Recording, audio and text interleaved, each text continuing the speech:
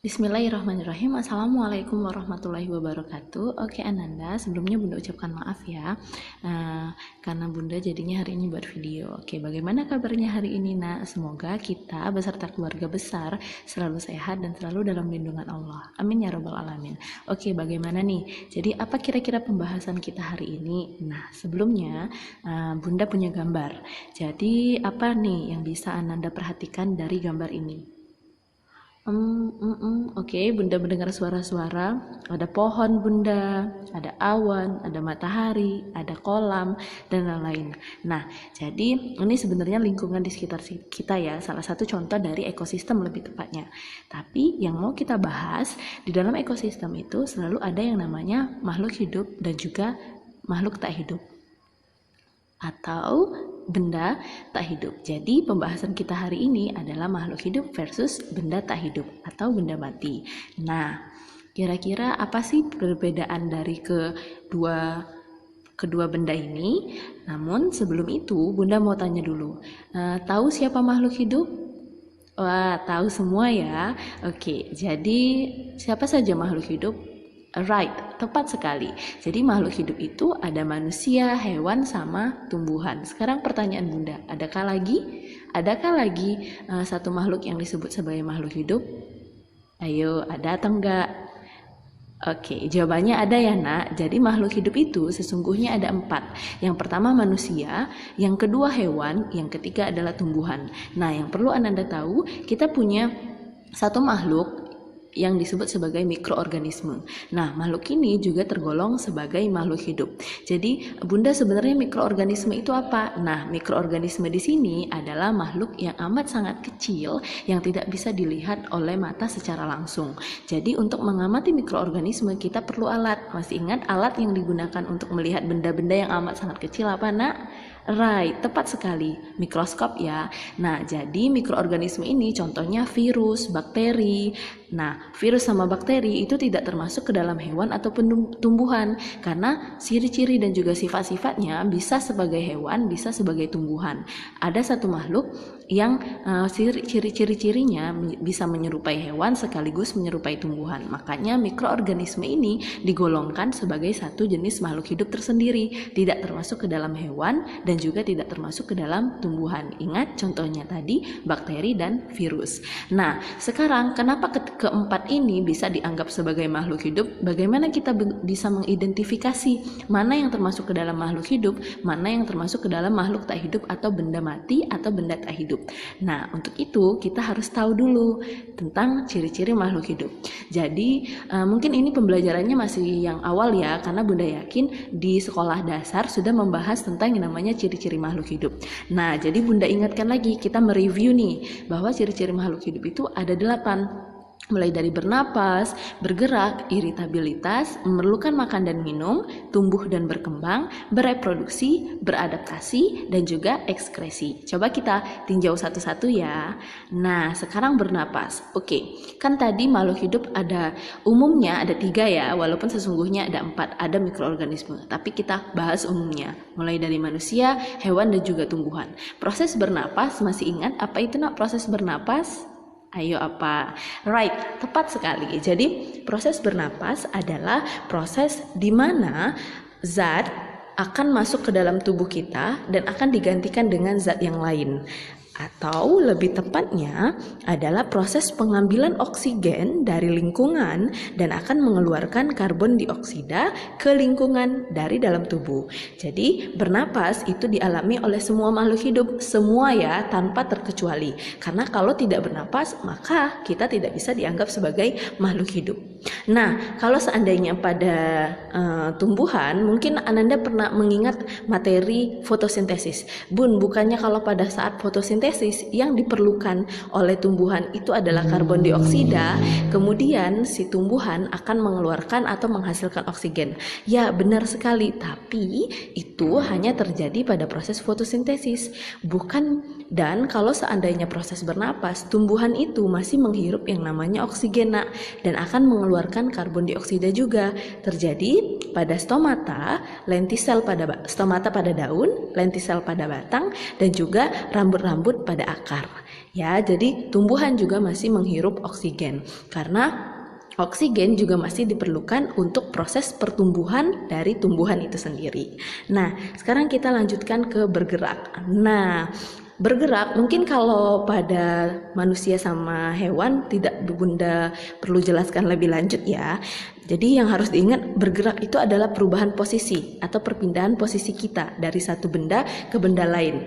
Kalau dalam ilmu biologi, biasanya bergerak bisa diartikan atau didefinisikan sebagai kemampuan dari makhluk untuk merespon yang namanya rangsangan. Nah, itulah kenapa bergerak kalau pada proses tumbuh. Kalau pada manusia sama hewan kita bisa lihat dengan nyata ya nak, bahwa mereka bergerak. Tapi kalau pada tumbuhan, pernah lihat tumbuhan bergerak dengan sendirinya? Nah, jadi gerak pada tumbuhan ini dibantu oleh lingkungan luarnya. Tetapi sesungguhnya pada tumbuhan, di dalam tumbuhan itu ada sel-sel yang terus bergerak ya. Untuk mengamati gerak pada tumbuhan, untuk lebih mudah itu harus dibantu oleh lingkungan di luarnya. Contohnya oleh angin, oleh sentuhan, dan oleh air, oleh cahaya matahari dan lain sebagainya.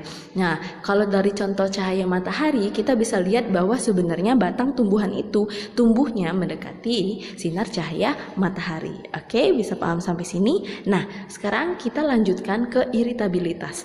Iritabilitas ini diartikan sebagai kepekaan makhluk hidup terhadap rangsangan yang ada di sekitarnya. Kalau pada manusia sama hewan juga bisa mudah ya untuk kita amati. Contoh nih, kalau seandainya kita memanggil seseorang atau kita memanggil hewan, misalnya kucing, push dan lain-lain. Nah, kucing akan bisa mampu untuk merangsang panggilan kita. Begitu juga dengan kita. Kalau seandainya misalnya kita nih dipanggil orang tua kita, atau misalnya Bunda meminta Ananda untuk melakukan sesuatu, Ananda akan mengerjakan atau melakukannya, itu bisa diartikan bahwa kita juga dengan jelas peka terhadap rangsangan. Nah, kalau pada manusia, lebih tepatnya pada saat contoh dari peka terhadap rangsangan itu, contohnya juga pada saat kita merasakan rasa senang, rasa sedih, kemudian kita merasakan lapar, kita merasakan haus dan semacamnya, itu juga termasuk ke dalam contoh dari iritabilitas. Nah, kalau pada tumbuhan, contoh dari iritabilitasnya ini amat sangat dekat kaitannya dengan gerak pada tumbuhan, karena karena tadi gerak pada tumbuhan lebih banyak dibantu oleh lingkungan luarnya. Sekarang kita lanjutkan ke memerlukan makan dan minum. Nah, mungkin ini nggak perlu lah ya Bunda jelaskan lebih banyak, karena setiap makhluk hidup itu pasti perlu makan dan minum untuk menunjang proses-proses dalam tubuhnya, mulai dari proses pertumbuhan, perkembangan, dan juga proses-proses yang lain. Oke?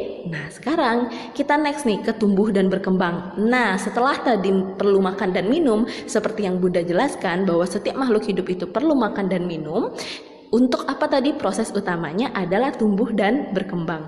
Jadi yang namanya makhluk hidup itu pasti mengalami proses tumbuh dan berkembang. Nah, kita contohnya dari bayi sampai tumbuh sebesar ini, kita mengalami yang namanya proses tumbuh dan berkembang. Nah, mungkin yang perlu Bunda informasikan lebih lanjut bahwa tumbuh dan berkembang itu beda ya nak. Jadi kalau pertumbuhan itu bisa kita ukur. Contohnya tinggi badan, massa dalam tubuh kita itu bertambah, bisa kita ukur, bisa kita hitung. Nah, tapi kalau berkembang, yang berkembang itu adalah psikologis kita, mental kita, ya. Jadi kalau berkembang itu adalah sifatnya tidak bisa diukur. Oke? Nah, pemahamannya sampai sini dulu ya. Akan kita bahas lebih lanjut di materi sebenarnya.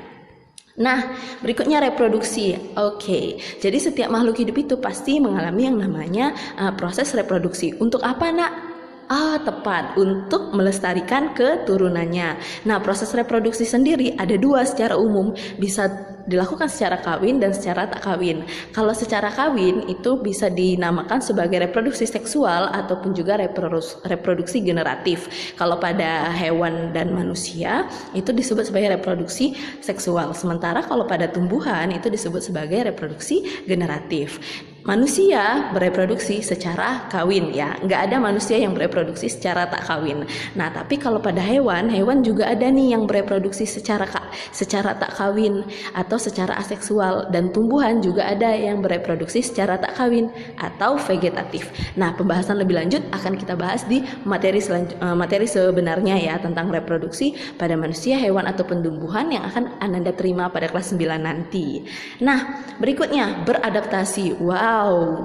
Oke, kalau berdasarkan dari gambar Bunda mungkin sudah bisa dipahami ya bahwa adaptasi di sini artinya ketika makhluk hidup itu beradaptasi, berarti menyesuaikan diri dengan siapa? Dengan lingkungannya. Jadi setiap makhluk hidup punya kemampuan untuk menyesuaikan diri dengan lingkungannya. Jadi kalau seandainya benda tak hidup, otomatis mereka tidak bisa dengan mudah untuk beradaptasi atau menyesuaikan diri dengan lingkungannya. Adaptasi ini banyak ya, ada adaptasi morfologi dari mulai bentuk tubuh fisik ya, kemudian ada adaptasi tingkah laku, ada banyak lagi ya, pembahasan lebih lanjut di materi selanjutnya. Oke, nah terakhir nih mengeluarkan, Bunda lupa.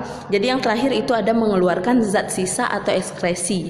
Jadi kan tadi makhluk hidup itu perlu makan dan minum. Nah nggak mungkin dong makanan dan minuman tadi bisa selamanya berada di tubuh kita. Makanya setiap makhluk hidup itu pasti mengeluarkan yang namanya zat sisa atau melakukan proses ekskresi. Oke, bisa dipahami sampai sini? Terima kasih, Bunda harap bisa dipahami ya. Nah lanjut, sekarang kita ke benda tak hidup.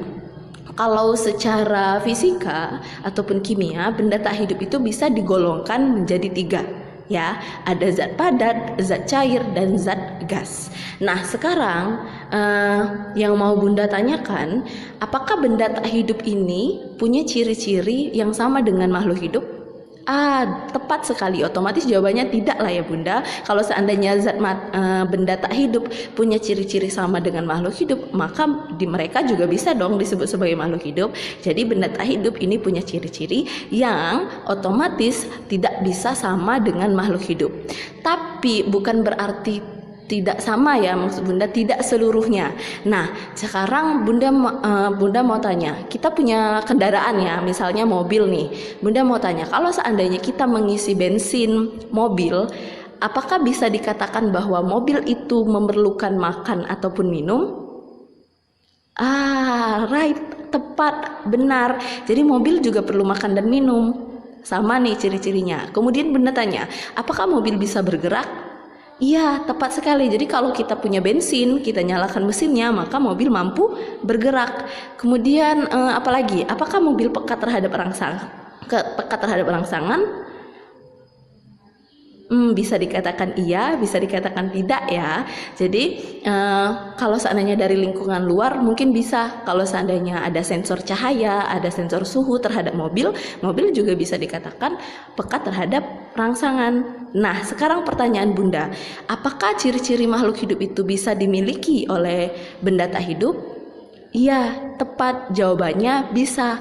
Tapi otomatis benda tak hidup tidak mungkin mempunyai semua ciri-ciri dari makhluk hidup. Contoh tadi, mobil misalnya cuma punya 3 ciri-ciri makhluk hidup. Dia mampu bergerak, dia perlu makan dan minum, dia pekat terhadap rangsangan. Tapi si mobil tidak bereproduksi dong, si mobil juga tidak bernapas.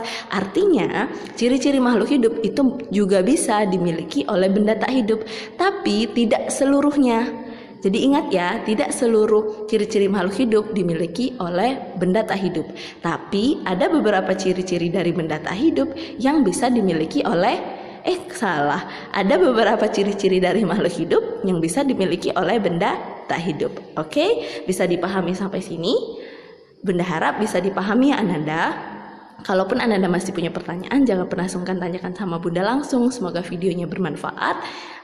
Bunda mohon maaf kalau ada salah-salah kata. Pada Allah Bunda mohon ampun. Bunda akhiri. Wassalamualaikum warahmatullahi wabarakatuh.